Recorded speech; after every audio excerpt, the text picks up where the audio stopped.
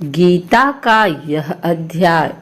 श्री कृष्ण भगवान बोले, हे पार्थ, मुझ में मन लगा करके मेरे ही आश्रय होकर योगाभ्यास करते हुए मेरे स्वरूप का संशय रहित पूर्ण ज्ञान होगा। सो सुनो, विज्ञान के सहित वह पूर्ण ज्ञान मैं तुम्हें सुनाता हूँ, जिसके जानने से तुमको इस लोक में कुछ जानना शेष न रहेगा। सहस्त्रों मनुष्यों में से कोई एक सिद्धि प्राप्ति के लिए यत्न करता है, और उन यत्न करने वाले सिद्धों में से जो कोई भी मुझे ठीक से जान पाता है, पृथ्वी, जल, अग्नि, वायु, आकाश, मन, बुद्धि और अहंकार, यह 8 प्रकार की मेरी प्रकृति है। इस प्रकृति को अपरा, अचेतन अर्थात जड़ कहते हैं। और हे महाबाहो, इससे दूसरी प्रकृति चेतन है, जिसने संपूर्ण जगत धारण किया है।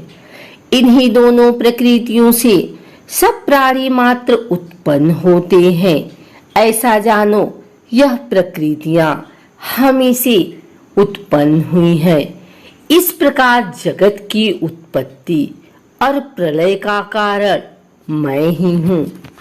हे धनंजय, धागे में जिस प्रकार मणि पिरोई जाती है, उसी भांति यह संसार मुझ में गुथा हुआ है। मुझसे परे और कुछ भी नहीं है। हे कुंती पुत्र, जल में, रस में मैं ही हूँ। चंद्रमा और सूर्य में प्रभा मैं ही हूँ। सब वेदों में प्रणव मैं ही हूँ। आकाश में शब्द तथा पुरुषों में जो पौरुष मैं ही हूँ। हे अर्जुन, पृथ्वी में जो सुगंध है तथा अग्नि में तेज मैं ही हूँ। सब प्राणियों में जीवन और तपस्वियों में तप मैं ही हूँ।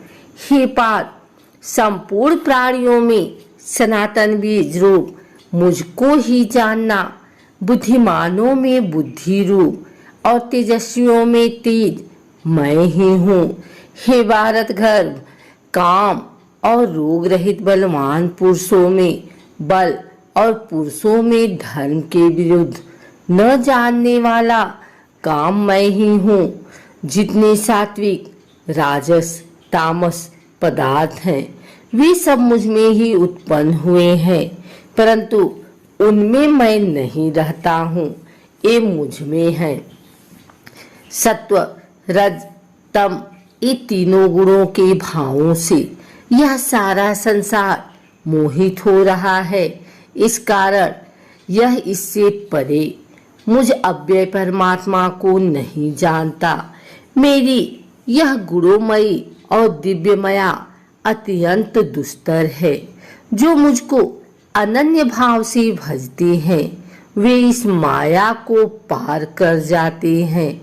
जो पापी मूढ़ नराधम, माया ने जिनका ज्ञान हर लिया है और आसुरी भाव ग्रहण किए हुए मुझको नहीं पाते हैं। हे भारत श्रेष्ठ अर्जुन, 4 प्रकार के मनुष्य मुझको भजते हैं। दुखिया, जिज्ञासु, ऐश्वर्य की कामना करने वाला और ज्ञानी, जिनमें सदा मुझ में एकाग्र चित्त और केवल मेरी, क्योंकि मैं ज्ञानी को अत्यंत प्रिय हूँ और वह मुझको प्रिय है। यद्यपि से सब भक्त अच्छे हैं, तथापि ज्ञानी तो मेरी आत्मा ही है, क्योंकि वह मुझ में ही मन लगाकर मुझको ही सर्वोत्तम गतिमान, मेरा ही आश्रय ग्रहण करता है। उनके जन्म के अनंतर ज्ञानी मुझे पा लेता है। ऐसा महात्मा अत्यंत दुर्लभ है। सब जगत को वासुदेवमय समझो। अपनी अपनी प्रकृति के नियम के अनुसार मनुष्य भिन्न भिन्न काम वासनाओं से अज्ञान में डूबकर उन फलों की चाहना से अन्य देवताओं के अधीन होकर उनकी उपासना करते हैं। हे अर्जुन, जो भक्त श्रद्धा पूर्वक जिस जिस देवता का पूजन किया करते हैं, उन पुरुषों की उस श्राद्ध को मैं दृढ़ कर देता हूँ। वह उस श्रद्धा से युक्त होकर उस देवता की आराधना करता है, फिर उसको मेरे ही रचे हुए काम फल प्राप्त होते हैं। परंतु उन अल्प बुद्धि वालों का फल नाशवान है। देवताओं की आराधना करने वाले देवताओं को मिलते हैं और मेरे भक्तजन मुझ में मिल जाते हैं। मेरे अव्यय अविनाशी अति उत्तम स्वरूप को न जानकर मंदबुद्धि लोग मुझे अव्यक्त को व्यक्त देहधारी मानते हैं। मैं योग माया से आच्छादित होने के कारण सबको नहीं देखता हूँ। उसमें मूढ़ लोग अनादि तथा अविनाशी मुझको नहीं जानते हैं। हे अर्जुन, मैं भूत भविष्य और वर्तमान के सब प्राणियों को जानता हूँ, पर मुझे कोई भी नहीं जानता। हे भारत, हे परतम, इच्छा और द्वेष उत्पन्न होने वाले सुख दुख आदि द्वंद्वों के मोह से जगत के सभी प्राणी भ्रम में फंस जाते हैं। जिन पुण्य आत्माओं के पाप नष्ट हो गए हैं, वह पुरुष द्वंद्व के मोह से छुटकर दृढ़ निश्चय करके मेरी भक्ति करते हैं। जो मेरा आश्रय लेकर जीवन मरण के दूर करने के अर्थ प्रयत्न करते हैं, वे पुरुष परम ब्रह्मा, आत्मज्ञान और संपूर्ण कर्म को जानते हैं। जो आदिभूत, अधिदेव और अधिज्ञ इन सब में व्यापक मुझे जान जाते हैं, वे समाधि निष्ठ पुरुष मरण काल में भी मुझको जानते हैं।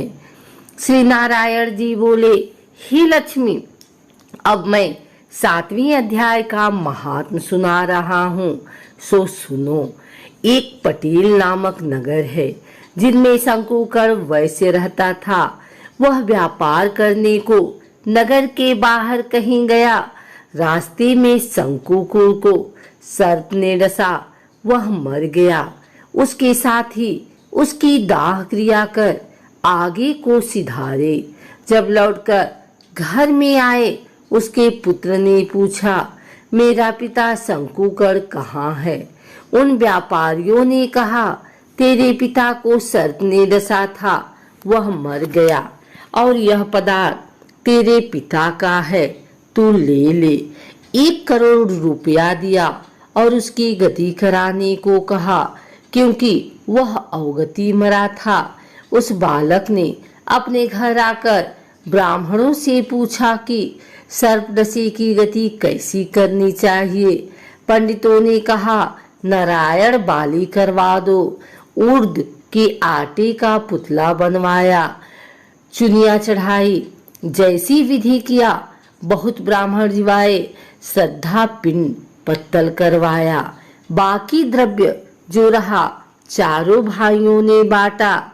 एक पुत्र ने कहा, जिस सर्प ने मेरे पिताजी को काटा है, मैं उसको मारूंगा। उन व्यापारियों से पूछा, वह ठौर मुझे बताओ जहां मेरा पिता शंकुकर मरा है। व्यापारियों ने कहा, चलते हैं।